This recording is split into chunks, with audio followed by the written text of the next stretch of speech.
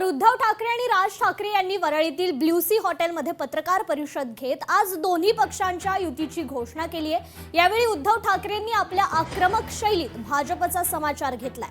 मात्र ठाकरे बंधूंची युती सत्ताधाऱ्यांना काही पटलेली दिसत नाहीये। ठाकरे बंधूंची युती जाहीर करता सत्ताधाऱ्यांनी मात्र टीकेचे बाण सोडण्यास सुरुवात केली आहे। ही युती खरं तर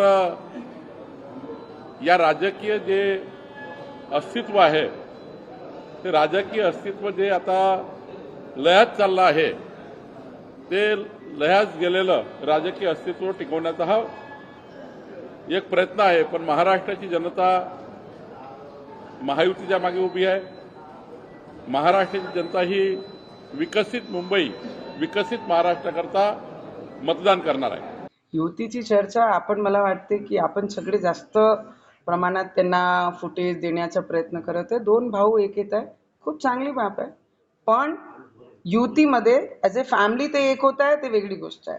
पण ॲज अ राजकीय जे ते एक होत आहे, त्यांनी हे पाहून घ्या की उद्धव ठाकरेजींचे नगर परिषद नगर पंचायतमध्ये जे त्यांचे नंबर्स आले आहे, ज्यांचा मुख्यमंत्री बनला या महाराष्ट्रामध्ये, जे मुख्यमंत्री बनवण्याची ताकद ठेवत होते जी पक्ष, आज सगळ्यात शेवट नंबर त्यांच्या नगर परिषद नगर पंचायत मध्ये लागताय। उद्धव साहेब आणि राज साहेबांची जी युती झाली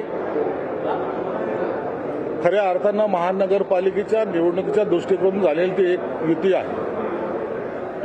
युतीमध्ये त्यांनी करावी की नाही करावी यावर आमचा काही आक्षेप नाही किंवा आम्हाला त्यात वाईट वाटण्यासारखं काही नाही। परंतु त्यांचे जर वक्तव्य जर पाहिले, मराठी माणसासाठी आम्ही एकत्रित आलो, तर गेल्या 25 वर्ष मराठी माणूस होता कुठे? मराठी माणसाला ज्यांनी मुंबईतून हद्दपार केलं त्यांच्याबद्दलचं आता प्रेम दाखवण्याचं काम यांनी करू नये। बघा, हे दोघं जे एकत्रित आले आहे हे कोणत्या मुंबई महानगरपालिकेच्या विकासाकरता नाही आलेले आहे, तर हे भीतीपोटी एकत्र आलेले आहे।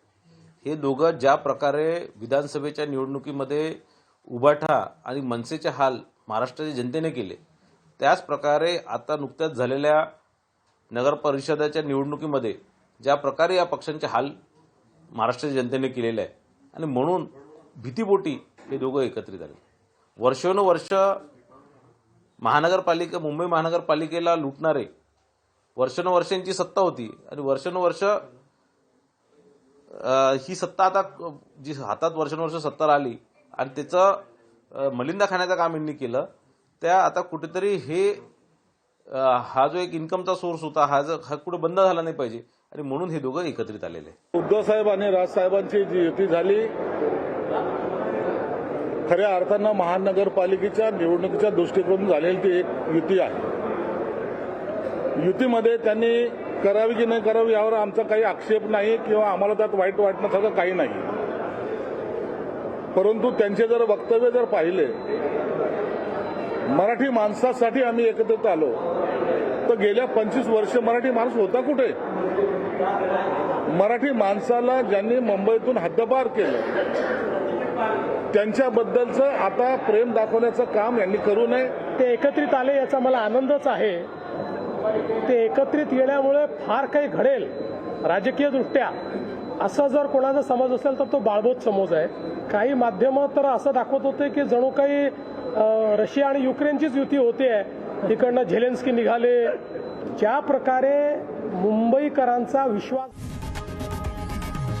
लोकशाही मराठी ऐका, पहा, जागरूक रहा।